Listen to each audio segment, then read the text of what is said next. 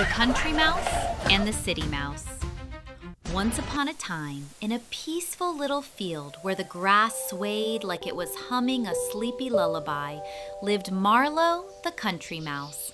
Marlowe loved the simple joys of life: warm sunshine, crunchy corn, and the sound of crickets tuning up their nighttime orchestra. Marlowe was the kind of mouse who said things like, "Nothing beats a nap on a haystack." And he meant it with his whole heart. One bright morning, while Marlowe was nibbling on a sunflower seed, he heard a tap, tap, tap on his tiny wooden door.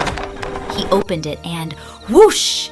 In burst his cousin Maxwell, the City Mouse, wearing shiny shoes, a tiny bow tie, and dragging a suitcase that was definitely too big for a mouse his size. "Cousin Marlowe, I have arrived from the big city."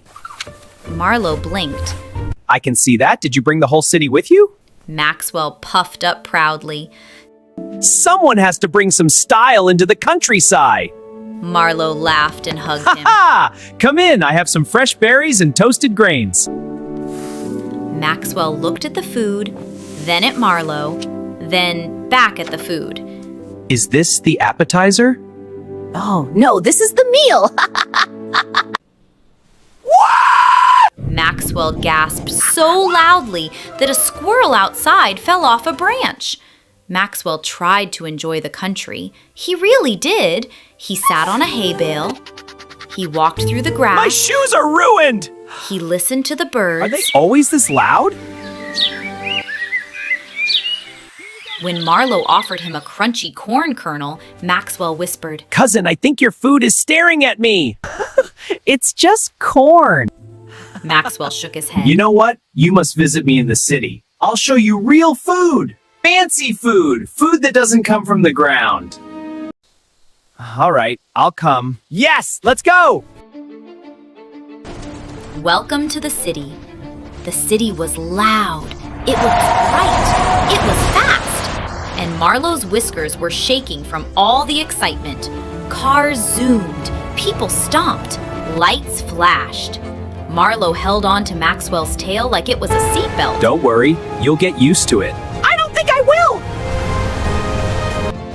They scurried into a tall building, up a long staircase, and into Maxwell's home, a cozy little hole behind a fancy restaurant kitchen. Marlowe's eyes widened. "You live behind a buffet?" Maxwell grinned. "Oh, yes, and tonight we feast."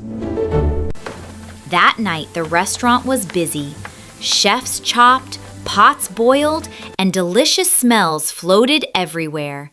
Maxwell led Marlowe to a table where leftover crumbs waited like treasure. There were tiny pieces of cheese that smelled like socks but tasted like heaven. There were crumbs of cake that sparkled with sugar. There were buttery bits of bread that melted on their tongues. Marlowe's eyes sparkled. "It's amazing!" Maxwell bowed. "Welcome to city dining." But just as Marlowe reached for a crumb of chocolate cake, stomp! A giant human foot slammed down nearby. Then, swoosh! A broom swept across the floor like a tornado. "Run!" Maxwell squeaked. The two mice dashed under tables, dodged shoes, leapt over spoons, and squeezed through a crack in the wall just in time. Marlowe collapsed, panting. "Is dinner always like that?" Maxwell shrugged. "Pretty much." Marlowe stared at him. "Cousin, I think your food is trying to eat us." The next morning, Marlowe packed his tiny bag. "Leaving so soon?" Maxwell asked. Marlowe nodded. "Your city is exciting, but I like my quiet fields.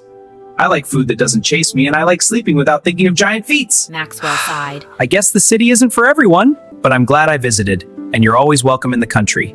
Hay, corn, crickets, and all." Maxwell laughed. "I'll bring my allergy medicine." The two cousins hugged, and Marlowe headed home, back to sunshine, soft breezes, and peaceful meals. And Maxwell? He stayed in the city, but he visited often, especially when he needed a break from broom tornadoes. So kids, what did you learn from this story? I learned that 1. Everyone's home is special in its own way. What feels perfect for one person might feel uncomfortable for someone else, and that's okay. 2. Simple things can bring the biggest joy. You don't need fancy things to be happy. Peace, safety, and comfort matter more. 3. Trying new things helps you learn what you truly like. Marlowe tried the city, Maxwell tried the country, and both learned more about themselves. 4. Respect differences.